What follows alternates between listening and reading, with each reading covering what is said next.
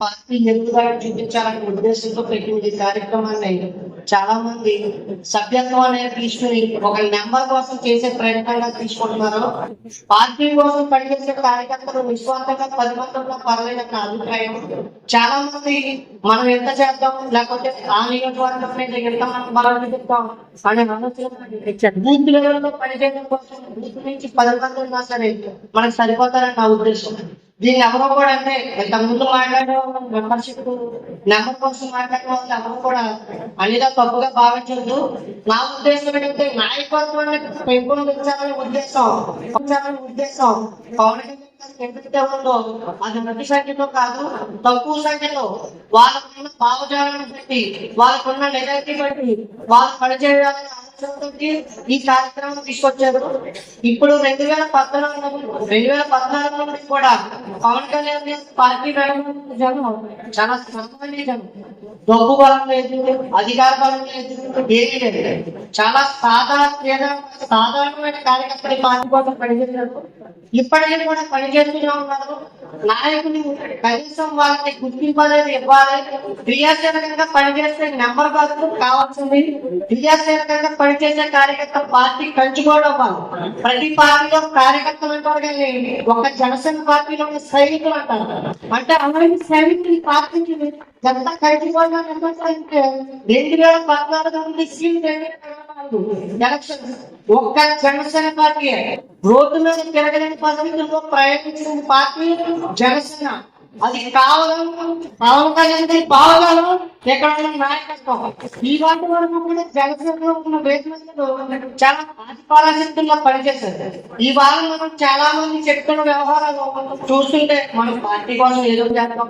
Membership దయచేసి మనం తీసుకున్న మెంబర్షిప్ ఏదైనా సరే పార్టీకి ఉపయోగపడే మెంబర్షిప్ అవసరం తప్ప స్వప్రయోజనాల కోసం పార్టీ సభ్యత్వం పెంచడం కోసం అనేది నాకు ఇష్టం లేదు. ప్రతి కార్యకర్త కూడా పార్టీలో గుర్తింపు తగదే. వీరవాసం నుంచి ఇది సత్యతేజ 1000 సభ్యత్వాలు చేశారు, కానీ నియోజకవర్గం నుంచి ఒక్కడికే అవకాశం దక్కింది. ఇది ఎవరికి దక్కింది అనేది బాధ కాదు. పార్టీలో ఉన్న కార్యకర్తల కోట అంతా కూడా పార్టీ ఆఫీసులో ఉండాలి. అందరినీ కూడా హక్కులు చేర్చుకోవాలి, గుర్తించాలని భావిస్తున్నాను. ఇది ఏదైనా సరే పదవులతో ముఖ్యం కాదు. వాళ్ళ వచ్చిన వ్యక్తికి ఎవరికైనా పదవులు వచ్చి మాకు ఇది ఉంది అని చెప్పుకోవడానికి ఒక చిన్న పదవి వచ్చేమో, కానీ బాధ్యతతో కూడిన రావాలని మన చంద్రబాబు గారు చాలా సార్లు చెప్పారు.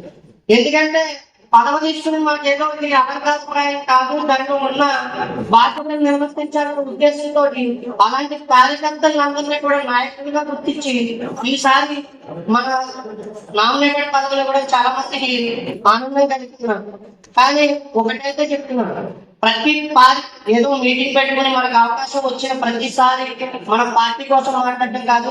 ఇక్కడి నుంచి మెంబర్షిప్ లేబర్షిప్ అనే దానికి మనం భీమవరం నియోజకవర్గం నుంచి నిర్వచనం ఎలా చెప్తామంటే రోల్ మోడల్ పెట్టాలని కాదు, భీమవరం నుంచి మనం నిలబడతాం. ఎక్కడ చేసినటువంటి కార్యక్రమం మనం నిలబడతాం, కలబడతాం, పోరాటం, గెలిచి చూపించడానికి బాగా కూటమిలో వచ్చిన మెజార్టీ అనుకున్నారు. మనం పనిచేసే ఫీల్డ్ అంటారు. జనసేన లేనిదే కూటమి లేదు. కాబట్టి అందరం కూడా కూటమిని మనం గౌరవిస్తూ జనసేనని పెంపొందించి జనసేన నాయకులకు బలంగా అందరికి కలిసే కదా, ఒకటి ఎక్కువ కాదు, ఒకటి తక్కువ కాదు, అందరం కలిస్తేనే మనం ఆనాడు ఎలక్షన్ ముందు ఎంత బలంగా అయితే పనిచేసామో రేపు పొద్దున్న మళ్ళీ 2029కి ఒక మహాశక్తి మహాప్రభావం 21 నుంచి అత్యధిక స్థితిలో పోటీ చేసేలాగా జనసేన చేయాలని మనస్ఫూర్తిగా కోరుకుంటూ సెలవు తీసుకుంటున్నాం. ఒక టాబ్లెట్ అయితే తయారైంది కాదు, ఓ నూతన ఛాయ్ అయితే తోడేది కాదు. ఓ మానవుడు గట్టించిన తర్వాత మళ్ళీ 3-4 నెలల వరకు కూడా బయట అవ్వడానికి అవకాశం ఉండదు. జనసేన పార్టీలో ఏ పాపం చేశారని ప్రాణదాతలకి ఒక నామినేట్ పదవి కూడా అవ్వలేదు. ప్రతి రోజు వలస వచ్చిన పక్షులకి సొంతదానికి పాదడానికి వలస వచ్చిన పక్షులకి నామినేట్ పదవులు ఇచ్చారు.